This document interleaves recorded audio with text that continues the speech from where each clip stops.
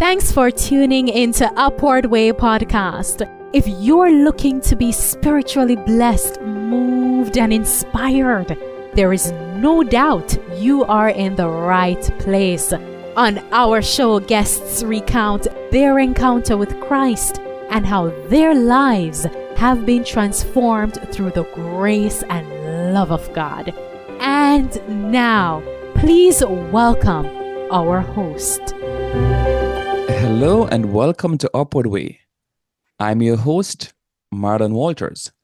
My guest today is a Canadian Christian gospel artist and songwriter, Elenee Young. Welcome to Upward Way. Thank you so much for having me. Yes, it's really my joy to have you, and I'm so happy, you made yourself available so quickly to share. And I can promise my audience that they are indeed in for a special treat. So I'm going to start with a question that I often ask my guest, and this has to do with your background as an individual. Where and when did you first make contact with Christianity? That is a great question, Marlon. I grew up going to church. My grandparents are actually missionaries in the Ukraine, or to the Ukraine, I guess it's a better way to say it.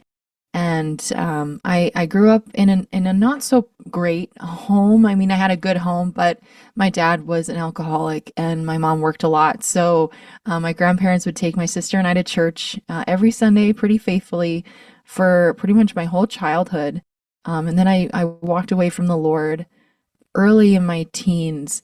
And then I found God again a little later. And, I think it's important that our faith does become our own faith. At some point, even if someone has been, born and raised in a Christian home or in a faith, I think it's important at some point that you take the opportunity to make that faith your own. So for me, it was a little later in life, even though I had the upbringing. Wonderful. As I listen to you, the text we often quote in Proverbs, which says, train up a child in the way he should grow. I suppose it applies to you because you realize that you were missing out on something. Yeah. So as it relates to music, what catapulted you into not the recording part yet, but what was your initial interest in music? Oh, I'm a musical person. I just recently found out that there's a name for people like me. I actually have no idea what it is off the top of my head. Synthesis, or something. I don't know. Anyways, we see music in color. Ever since I was a little girl, I have been such a musical individual. Music plays a huge role in how I think, in how I, can process stuff. And so, I was put in piano. Like, my mom obviously knew that I had a little bit of a gift, if you want to call it that, or an interest, I guess, pretty early. So she put me in piano lessons when I was 3. And I studied classical piano up until I was 14. And then because I was like a rebellious little 14-year-old, I wanted to quit because I stopped liking the conservatory that I was learning. And so I quit. And then I rejoined piano when I was 17 because I really wanted to finish off a particular level I was at. So music is it's part of my DNA, I think, in this weird way. My grandparents, on my dad's parents, they were in a band. It was cute. They would go to these jamborees and she would play the accordion and sing, and my grandfather would play the guitar and sing, and he would actually yodel. So I've always just grown up around it. And so it felt pretty natural for me to just be a musical person. In terms of like songwriting and stuff, that was just kind of in me as well. A lifetime of writing poetry and writing short stories, and then it evolved to just writing songs. So yeah, it's just who I am. So it's second nature to you in a sense. Almost first nature. That feels more like a more accurate way to put it, because literally I think in song. It doesn't make me like ultra gifted or this like prodigy child. It's annoying, but it's just I hear music in everything, for better or worse. Like if it's a ceiling fan, if it's like a subway at a train, like I hear frequencies and it's so annoying sometimes. But in this sense, I guess it's really cool. It's not a very fascinating way that you put it, because I've encountered individuals who are kind of like that. not necessarily music only, but maybe they are mathematical and they are seeing math in everything, that kind of a thing. So are you the kind of individual who, like you're eating, you're humming a song sometimes, or someone is talking to you and you just break out into a song? Are you like that sometimes? Absolutely. Absolutely. And it's to my detriment, I think, sometimes because they've now given it a name. It's called like auditory processing or something like that, where if I'm somewhere and someone is trying to have a conversation with me, I want so badly to focus on what they're saying, and I'm watching them and I'm watching their mouth move and I'm really trying to retain it, but my brain is thinking about the sounds around me. So if it's like in a store and there's music playing in the background, I'm automatically almost every time checked out of that conversation because I'm hearing the song. Or if it's just like different sounds from a playground or traffic or something, my brain is just like taking it and processing it in this musical way. And I hear time and beats. And again, it's not like I'm this super gifted individual. I think it's just how my brain works. And so it makes sense that I'm doing music in my life because, like, what else would I do? I understand fully well. I can't explain, but I understand fully well what you're saying. As it relates to the songs you do, because I've been listening to a few of them, I'm not even referring to the latest. I'll allow you to talk about that later on. But in terms of the songs you do know, what is the inspiration behind your music? And then there's a second part I'm going to ask, what would you say make your songs different from maybe other Christian artists? So first the inspiration and then what you think might make you a bit different from others. Okay. Inspiration. I'm a real life person that has real life struggles and just real life things. In this season of life, I'll say it this way.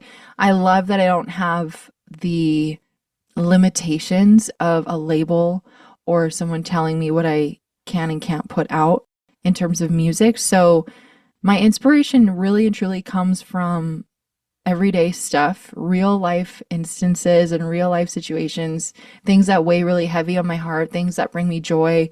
And I try to sprinkle as much hope in that. And usually when I write, it's to process something that I'm going through, whether it's a thought or a situation or just an overall feeling that I've been having. And so to be able to put out music that has that realness and that transparency plus the inspiration and the hope that is sprinkled on top. I think that that is what inspires me to continue to make music because I love hearing people that have heard the songs and they'll come and say like, or, send a message like, man, I have no idea how you know exactly what I was going through. Were you reading my mail? Because your song is exactly where I am right now. And that it just brought me so much hope. And I'm thinking like the song wasn't written from a place of hope. It was written from a really hard or a tough or whatever kind of a place or just this place of like, being. And I just put hope in there because, there's enough depressing music out there as it is. So I like to add that little sprinkle of something. And I guess that kind of answers your second part of the question as well. Like, what makes you different? And I know there's all kinds of Christian artists out there that are putting out this encouraging, hopeful music, and I love it. I also love that right now, in this time that we're in, there has never been more worship music. Like, you don't have to look very far to find beautiful, anointed worship music. So when I, sat down to do this project that I'm putting out right now, I've wanted to do worship music for so long, and I've tried, and you'll hear sort of that undercurrent in the music I have put out up until this point. It's been very like, you can sing it in church. For the most part, it has sort of a worship feel to it. In this season, because there's so much of it coming out, and I'm not trying to compete with anybody. That's not, because we like literally never enough. But I just wanted to be set apart in a sense of like, I want to explore the idea of pop and rock and jazz and just like the songs the genres that I love so much, but that don't ever really make it into the music I create. Just keeping all that in mind and then wanting that message to be hopeful and rooted in real life situations and feelings and thoughts and stuff. Sounds lovely. I love the part that you mentioned about being set apart. It's the title of a presentation I did some time ago. So when I hear that expression, I remember Shadrach, Meshach, and Abednego. They did not want to bow their knees to worship those idols. So I really enjoy that aspect. Now, there's a song I have been listening to that you think it's probably an original. Yeah, I think it's an original. Covered in Love. Oh, yes. Yeah. I haven't put that out. You really did a deep dive. Yes, that's an original, and I'm so glad you brought that song up because that song was like that was so important. Yeah, you Yes. like it. So yeah, I love that song. So I would want for you to, share the background behind this song, if you don't mind, or what it means to you. Yeah.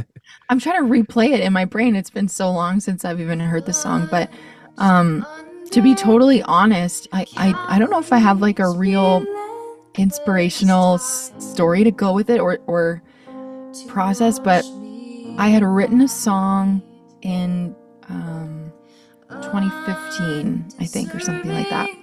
And I went to Nashville for the Immerse conference in 2016, and I was basically competing in a songwriting competition with the GMA, with the Gospel Music Association, and I choked and I didn't make it very far. I made it to the point where I could like perform it in front of the judges or whatever, but during the performance I totally choked, and I just was like, I can write a better song than that. So I went home kind of defeated, feeling a little disappointed, which that's such a whole different life for me right now, because I think like, why did I care so much about what judges were thinking? It doesn't matter. Anyways. And I was like, I need to write a better song. And that Covered in Love was the song that I wrote that was better than the one before, I guess. And the video that you would have seen on YouTube was my submission to the songwriting competition. So like I can't even remember like the melody in my head. I'm trying so hard to like go through my little Rolodex of songs. But it did really well, and I ended up winning. All that to say.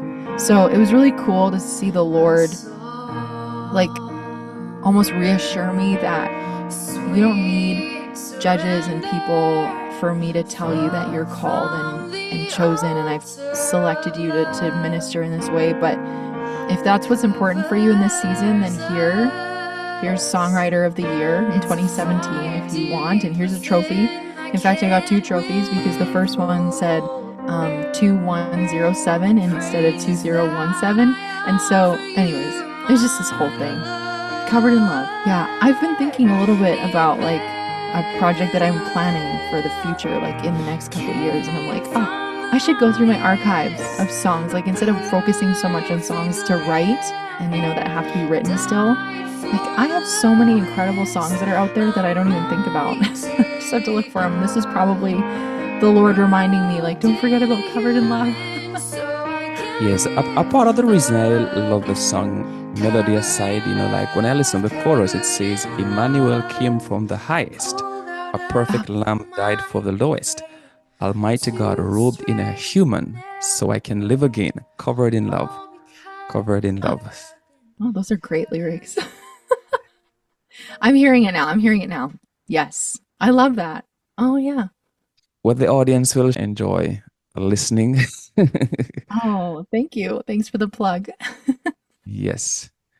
As I continue to toss, questions at you, not wanting to be an interrogator, so to speak, but if you could assess, I know this one is difficult, but if you could describe the impact of your music, both on your life and that of your audience, how would you say? Because like I said, it's difficult to really measure, but I'm sure sometimes you'd have gotten some feedback from individuals.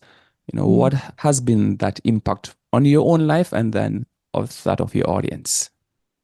There's a story that comes to mind, and it pertains very well to this question. I don't know. Everybody has such a different style of of church and worship, and what does the praise and worship look like at your church versus mine versus theirs. It's all different. But at our church, we have a very demonstrative praise and worship setting.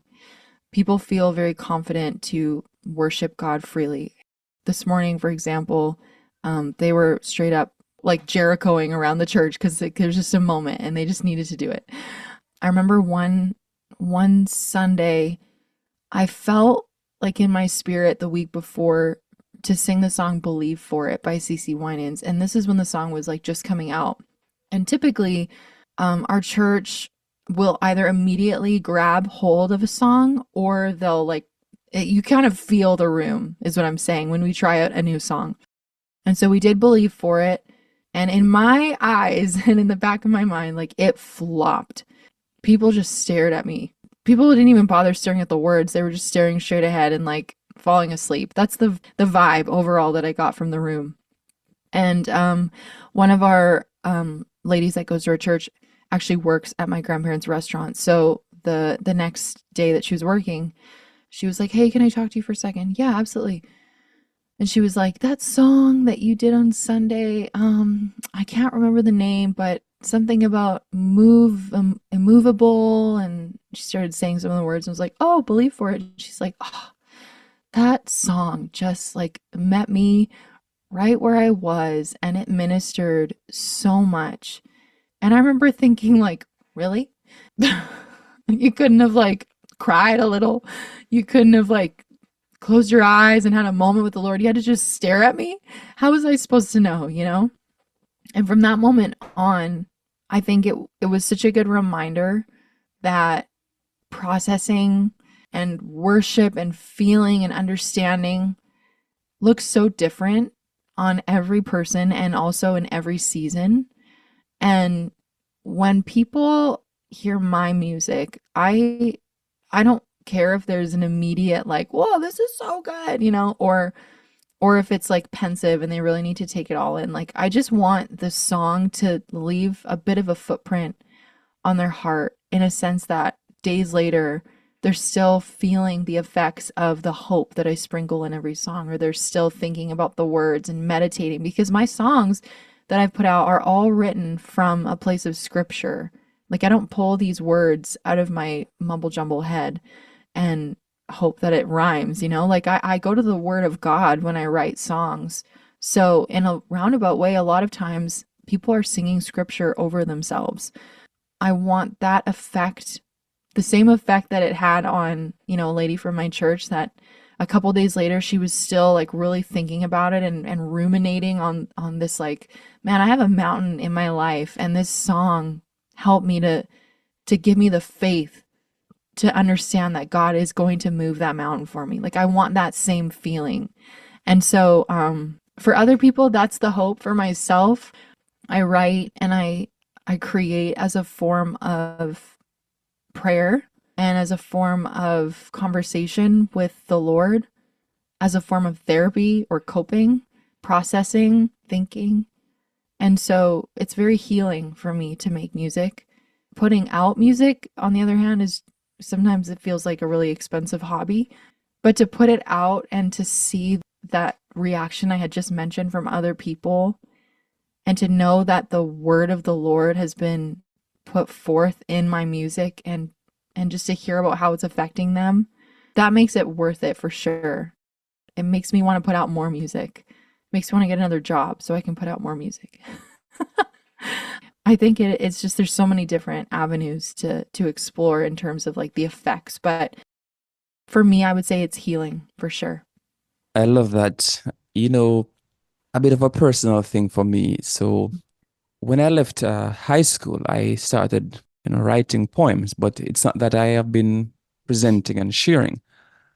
And a few years ago, I met a work colleague who had published a book and was telling me to do the same on Amazon. And I didn't do it because I personally didn't feel that what I wrote was actually good enough to share with an audience. But, to fast track, it's something I'm actually working on now. But I Awesome. was just reading something recently, And the same way you describe, the healing process, I realized that was why I started writing in the first place, feeling a bit down and thinking, I wonder if others are having the same experience. So I would just send inspirational text to them. I wasn't sharing my poems, but I was just sending inspirational text. And some of the poems I wrote, I was feeling down and I wanted kind of a lift, and I would write. So it is something I can really relate to as you speak. Now, there are two things you mentioned that I want to reflect on. The first has to do with, an audience's response to whatever it is that you have done. Mhm. And the second has to do with, we'd say, feedback. So now we're in the 21st century, and if we go to social media, we put Oh, out something, we are looking for the likes and we are looking for the comments, etc. So what advice would you give to individuals as it relates to, affirmation for what you do? Because many times the affirmation comes way down the road. Sometimes it doesn't really come. But should mhm. that stop you from doing what you are doing? How do you respond to an individual who would love some affirmation but is not getting it? That's a great question. I have to try and answer this tactfully, but behind every person that wants affirmation or needs affirmation, I think first and foremost, you need to look beyond what you're doing and look within yourself.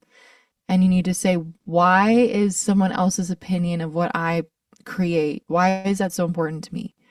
I think there's healing that could be done in that sense.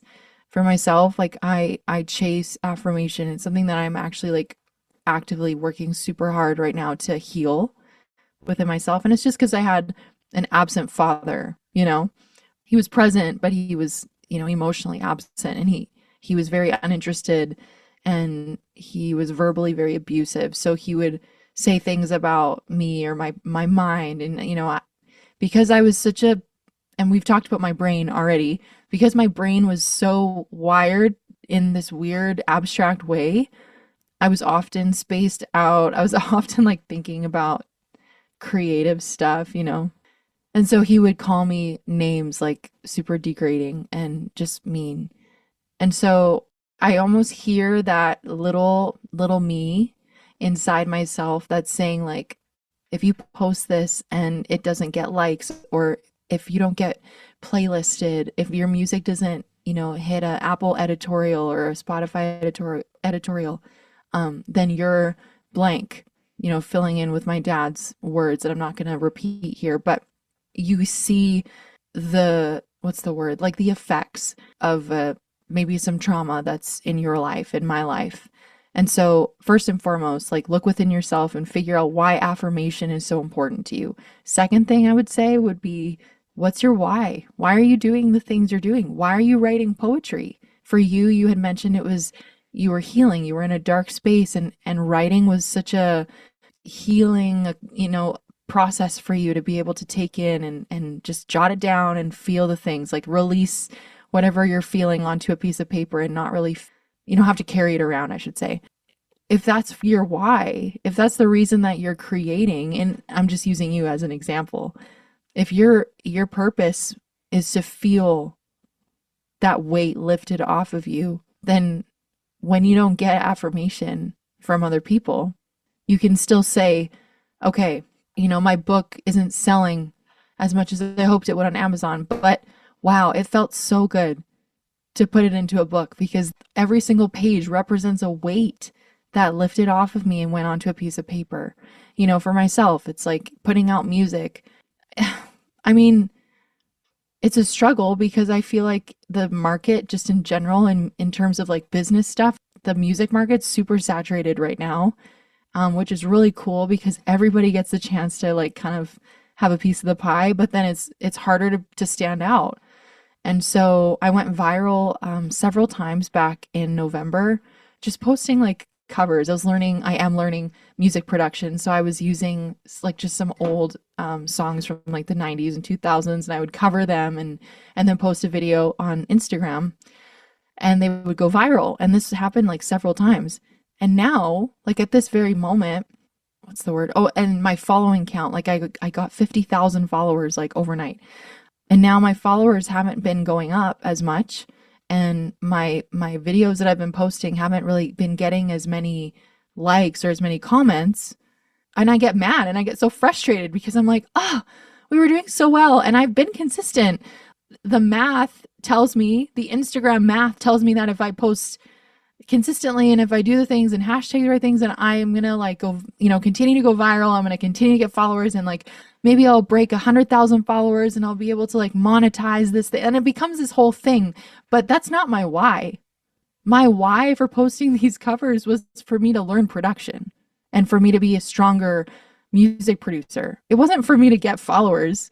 So looking within myself and saying, okay, the root of why I'm upset that I'm not getting affirmed in the way that I want to be affirmed right now is actually because my priority shifted and I didn't even see it really go off the rails. It's like when a plane goes just 1 degree off its course, you end up in a totally different area of the world in no time, right? So I hope that answers it.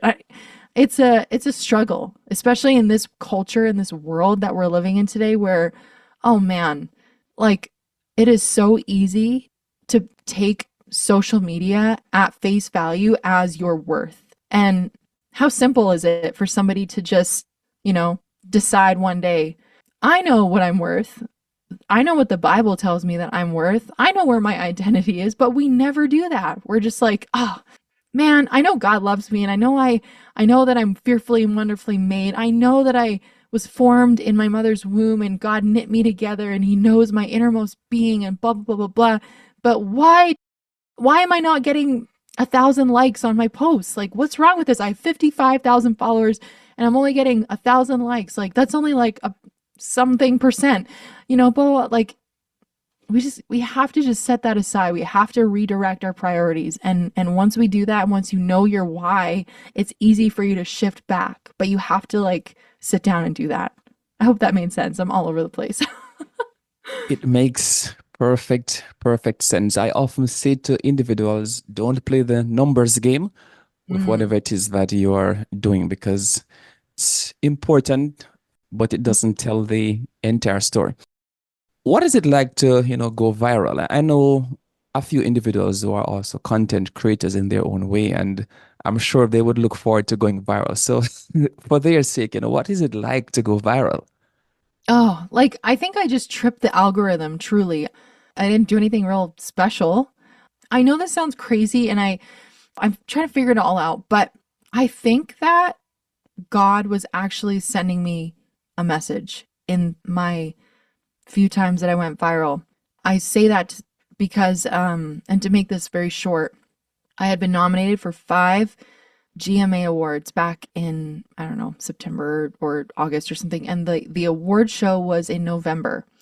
And I was like, I'm nominated for 5. That's incredible. And the Christian music space in Canada isn't super big. So like it's a pretty niche market still. And the award show isn't this huge thing. And so I was like, man, I look forward to taking home more than one. I mean, like, I should pack a larger suitcase, like, just in case, like all the things. So I get to the award show. I'm like ready to win at least one of these 5 awards. And don't I leave with nothing? So I didn't get any of those awards. And I was sitting on the airplane on the tarmac, ready for takeoff, and I was feeling so defeated. And again, had I easily and quickly just like gone back to my why and been like, Elenee, why do you make music? It's not for awards. I know it's not for awards, but that affirmation in the moment, like, just would have been so nice. So I'm sitting there and I'm frustrated and I'm angry and I'm like, oh, okay, this is all meant to be. And I think that I need to stop doing the artist thing. Like, I don't think I'm meant to be an artist. I'm going to do music production. Like, I've always wanted to do music in this style, not so much as an artist, but more as a songwriter producer. That's originally why I got into the artist thing, was to like, make songs and send to other people for them to sing. So I'm like, okay, this is obviously my, what do you want to call it? Like a crossroads. And I have to make the decision. I'm like, okay, God, I'm going to quit the artist thing and I'm going to just do music producing. And I have to learn. Like, how else am I supposed to learn but by just immersing myself into it? I had no, like, I knew enough about like using the stuff, but to actually like do it in practice without feeling the pressure of like my own song. So that's when I got home and I sat at my computer and I kind of upgraded to the space that you can see now. And I was like, okay, let's just start with covers. I don't know. So I posted covers. They went viral. And so many of the comments were people asking about my own music. Like it was like, do you have music out? Where can I find your music? Like, blah, blah, blah. When can I get this recording? Blah, blah, blah. I love your version. I love your style. I love your voice. I love your voice. I love your voice over and over. I love your voice. And I'm just like, obviously, if I'm not going to do the artist thing, then my voice isn't going to be important. Like, but if I do the artist thing, I'm going to need to sing my own songs. And so, in this weird way, and I know that anybody can like misinterpret the voice or the hand of God in our lives, but it felt so clear that the Lord was like, I'm not done with you as an artist. And I think the artist thing wasn't so much me writing music and singing music and releasing it. It was me like being vulnerable and transparent and real and having these conversations with people that are like meeting them right where they are, telling my story, sharing my testimony, doing ministry. And I would never get to do that if I was just a producer songwriter. So the viral thing, like I truly can't give anyone credit but God, truly, because I have no idea how I did it. I tripped the algorithm is my thoughts. My audio became trending audio and then like a couple more did and it just happened so fast and all of a sudden I was like scheduling, like I had to like make content in batches because I had to keep up with it and people were all over my DMs. Like at this very moment I have thousands of like DMs from people all over the world that are saying like all kinds of stuff, like weird stuff, cool stuff, bad stuff, and it's just like so much. I almost like want to hire someone to run my social media account, but it's super cool. And very, very quickly, very easily can it become a snare of the enemy. And that is all I will say to that. It takes one success on social media for you to become absolutely wrapped up in your phone and in people's affirmation stuff, but also like the numbers, like you mentioned, and it is such a trap. You cannot fall into that trap. Wow, well said. And it's so important to get our priorities straight because that's what I hear you are alluding to in everything. Because we can miss the why, why am I doing this? So Yeah. many ways we can become, sidetracked. There's a question I was gonna ask. How do you feel the internet has impacted? But you have already answered that question by virtue of what you have just said. But have you done any form of collaboration with other artists? I'm working on a couple, actually. I'm super excited. There's been a couple people, like more TikTok, which TikTok is the bane of my existence. It's so much. Like people there are so weird. Like it's such a different universe. I'm like, aren't the same people are not on all the apps? Like it's, anyways. There have been several people that have like remixed my viral reels and they have like added their own thing, which has been so cool. Like one girl I'm thinking of in particular, she's a violinist and she put a whole string arrangement on one of the songs I put out. It was so cool. So anyways, like there's that, but I do have collabs in the process. Like I'm producing the tracks for them for the most part and I'm trying to juggle all of that too because like I want them to breathe their life into this song or this, this cover that we're doing. And I don't always breathe the same life. So we're working together to like find how both of us can do the thing and sprinkle the magic, work together. It's been really cool though to get to see like how other people's brains work in terms of music. And so I'm really excited. I'm super, super excited. I have some really cool like collab covers coming out. One of them is Oceans. Another one is All Hail King Jesus and Here Again by Elevation. So I'm super excited. They're going to be so cool. All right. We're looking forward to hearing some of those collabs. This question I'm going to speak to is one, I know you have touched on some of it already, but this is more, personal. We all go through, would say, challenges in life, whether at home, at school, with work. What would you say would have been one of your greatest challenge that you had to overcome? And then in the same breath, what has been your strategy for overcoming the same challenge? Oh, I think just healing from my daddy issues, if you want to call it that, my absent father, dealing with the narrative and the voices that are in my head that tell me that I'm not enough, that nobody, people think I'm weird, and it's literally all just stems from what people have said to me as a young child. Like I can hear their voices in my head telling me the things that they would tell me when I was little. And because I was such a creative child, I felt like I was also like an empath. I felt things so much and I would feel such big feelings. They called me a spirited child, whatever that means. And I really just took everything that everyone would ever say about me. I would take it so personally.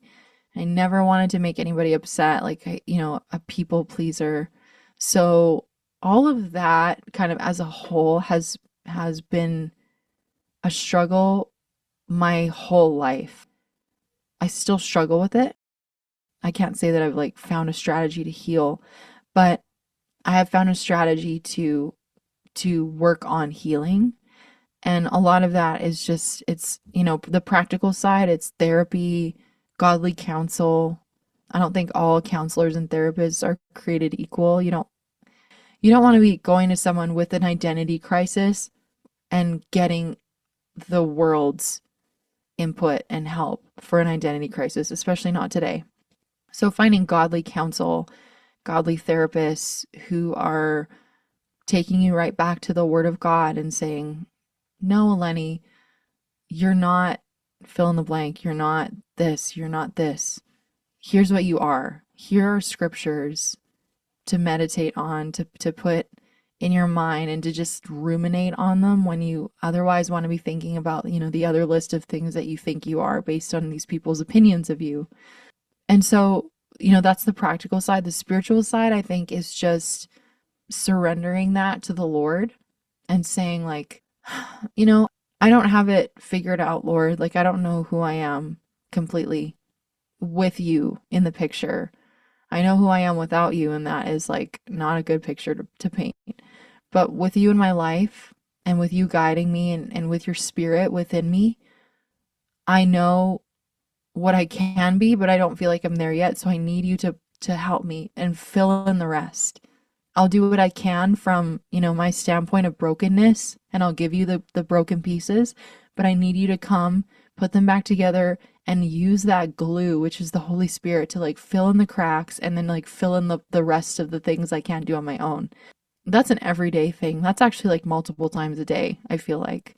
For myself and in my own life, it comes in conversations and through social media. A lot of times it comes through being a parent myself and having two young girls who I'm trying to like unlearn things about myself so that I don't project that onto them, which is so much easier said than done. And I always thought I never want to raise kids like my parents did. Like I want to raise them so differently. And like it's such a natural thing to fall into that toxic thinking, that toxic verbiage that you don't even realize like is in your vocabulary until it comes out and you're like, oh no, what have I done? But surrendering that to the Lord and just saying, God, where there are discrepancies, which there are many, I need you to come in and just take over and fill in the rest. And so it's a multiple times a day kind of thing, not necessarily just a daily thing. Do you know this song written by Jimmy Swaggart? The title is His Voice Makes the Difference. Oh, that sounds Yeah. like an amazing song. I might have heard it. I don't know. I'll have to look it up when we're done. It sounds so good. the chorus says, his voice makes the difference. When he speaks, he relieves my troubled mind. He's the only voice I hear that makes the difference. And I'll follow one day at a time. So as you shared, your coping mechanism, that's a song I hear playing in my head that, it's really his voice that does and should really make the ultimate difference. Yeah. I have two more questions I want to ask you. What has been the best advice you've been given? I think I gave Simple. it already, if you can believe it. I think the best advice I've ever been given was to like write down physically, mentally note, whatever works the best for you, figure out your why. Because when you have a solid grip and a solid handle on why you're doing the things you're doing, even if it's ministry, you're allowed to have a carnal, if you will, why for something that's ministry related. Like, you're allowed to do that. But as long as you have that why, it's always going to be a compass for what will guide and direct you and making decisions and making relationships with people, putting out music, writing poetry, releasing, holding back. There's so many songs that I have that are unreleased that I want to put out, but they don't align with my why in this season. So I'm not like, they're just staying in my voice memos on my phone. But yeah, just sit down, jot it down. Like if you're one of those people that like want to look at it every day, like print it off on a pretty little piece of paper and put it in a frame so that you can see it every day. And then you're just reminded. That would be practical advice. The spiritual advice I would give to someone would be and this is really basic, and I'm sure everybody probably could say this same thing, but you can't serve from an empty cup. You can't pour from an empty cup. The advice aspect of that would be to serve from your saucer. So when your cup overflows onto your saucer plate, that is where you should be serving in your ministry, whether it's songwriting or preaching or ministering in some way, whatever that looks like in the spirit world. You truly cannot serve from an empty cup. So when you're so filled up with God and his presence and his spirit and all the things that are good and true and lovely and pure and all those things of good report in Philippians 4, you can only serve that to other people, and that actually turns into the fruit of the spirit, and people are literally able to come and like pick fruit off of you because you're serving from that abundance of the good things that God has for you in your life. And by doing things like prayer, daily communion with the Lord, not like bread and wine, but I mean like communication, daily Bible reading and study, daily like filling yourself up. For me, I like to listen to a podcast every so often. I put it as part of my day in like a small way, almost every day, and finding like a biblically sound podcast and listen to like 15-20 minutes of it, just like fill yourself up with the word of God. And then let him work through you and do the thing. You literally cannot give out on a ministry standpoint from a cup that is empty. You can try, you can fake it, and you might make it a little, but there's hundreds, thousands of stories that we hear, some in the news, of people that tried to serve in a ministry standpoint from an empty cup, because they weren't full of the Spirit of God or they weren't full of the things of God. And it always turns ugly. So serve from your saucer. Yes, indeed. You cannot serve from an empty cup. Such a powerful reminder to all of those, who minister. The final question I would want to ask, what's your favorite song to share with an audience? This is the easiest question you've asked me this whole interview, truly. I love singing the song My Stoning. That song, oh my gosh, the song is so powerful. So I was in the middle of Manitoba, Canada, in this like tiny little town. I was there ministering, if you want. Like it was a conference. There was like 12 people. It was such a wild experience. That's another chat for another day. But I was there.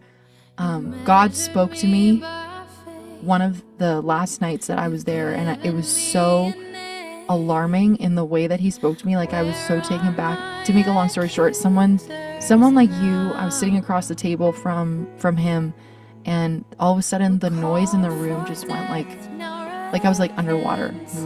Everything was so quiet and like muffled.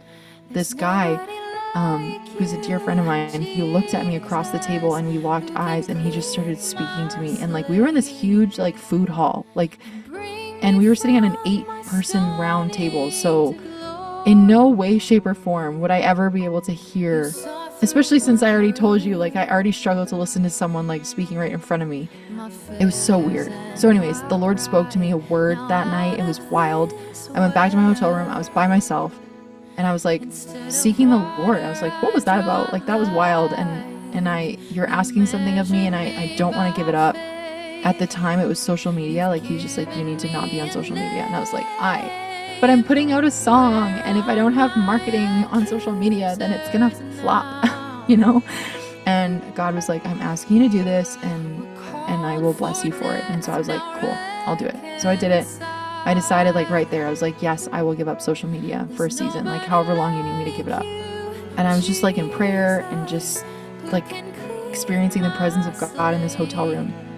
And all of a sudden, out of absolutely nowhere, and within like probably 30 seconds, like top to bottom, I just started writing, like the song came to my brain, and it was like every single word.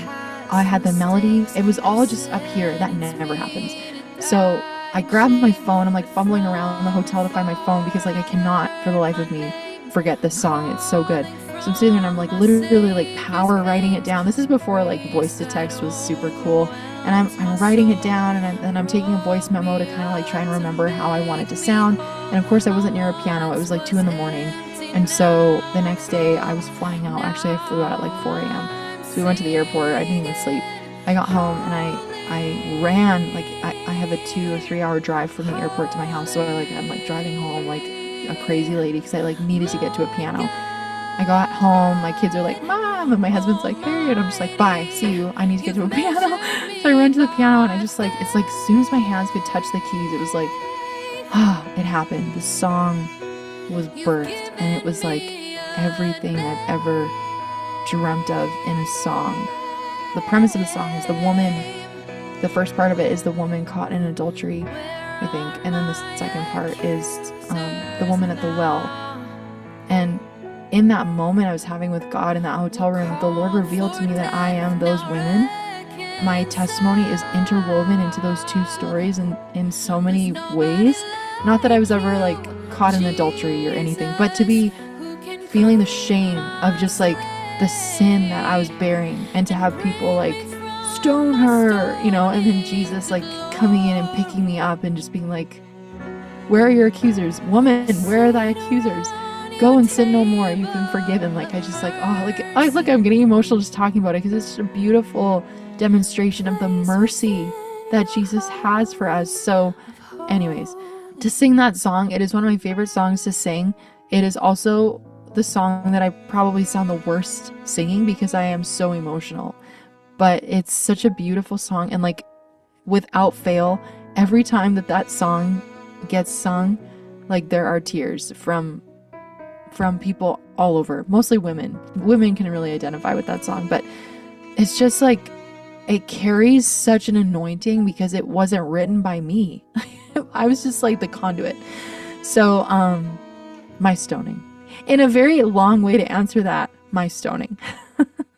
I love the lengthy responses actually, because I enjoy listening to the stories. But I must say thanks, for taking the time out to share with us your story today. So my audience, my guest today has been Elenee Young, Canadian gospel artist and songwriter.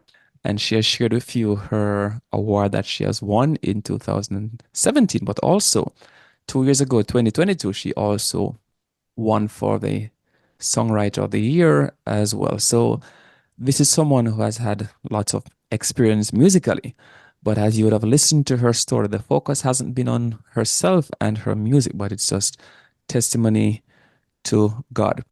I just want to highlight maybe 2 things from what you have shared thus far, because I will give you an opportunity to do what I call sharing parting words with the listeners. But in a personal sense, the inspiration for her music has been wanting to be set apart, but of course, wanting to spread hope through her music. She wants her songs to be leaving a footprint of hope on the hearts of others. It has been healing for her, and she hopes it will be healing for you as well as you listen. So we say thanks for the inspiration. So as we close off, do you have any final words you want to share with the listeners? Well, I don't know a lot about the demographic of people that listen. I'm sure there's all types of listeners from all walks of life, but I just want to sort of reiterate the importance of just having a really good and solid relationship with God. There are going to be things that you are going to face, or maybe that you're facing right now, that feel absolutely inconquerable. They feel way bigger than you. They feel deeper, more complicated than any solutions that you can come up with on your own. And I'm just going to remind you in this setting to just surrender that to God and to say, this isn't in my ballpark. This is not in my wheelhouse. This is out of my pay grade. I'm going to surrender it to God. I'm going to put my faith, which only needs to be the size of a mustard seed, by the way. I'm going to put my faith in the Lord and his hand.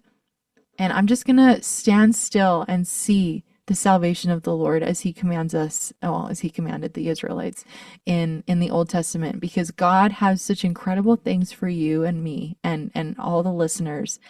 And there's no sense on getting hung up on trying to do things your own way when it comes to your situation. So surrender it to God, whatever you're going through, give it to the Lord, stand back, stand still, be silent, let the Lord defend, let the Lord fight for you, and make sure that you just share your testimony afterwards, because that's why we're here. If getting saved was all we needed to do and stuff, he would just take us to heaven immediately. It'd be, that's it, meeting up in the clouds. But we're called to share the gospel, and part of sharing the gospel is sharing your testimony. So as you let the Lord do his work through your life and in this situation, remember that your situation is going to be a beautiful story of faith for someone else later on. So I hope that encourages you. This interview has been so encouraging for me. I just love your heart. I'm super excited to see what you do with your writing and your poetry. So keep us posted. Awesome. I really love that. You've been in tune to Upward Way. Do join us again next week when we'll have another interesting guest sharing his or her story of faith. Subscribe to weekly episodes on the Apple, AWR, Loud Voice, Spotify, Stitcher, or Podcast Guru apps. You're also welcome to visit Upward Way Facebook page, click like and leave a comment. And if you feel impressed to donate to the ministry, you are more than welcome. Until then, I'm Marlon Walter saying goodbye. May God bless you. You've been listening to the Upward Way podcast, the #1 audio production show for people who want encouragement and reassurance in a muddled world.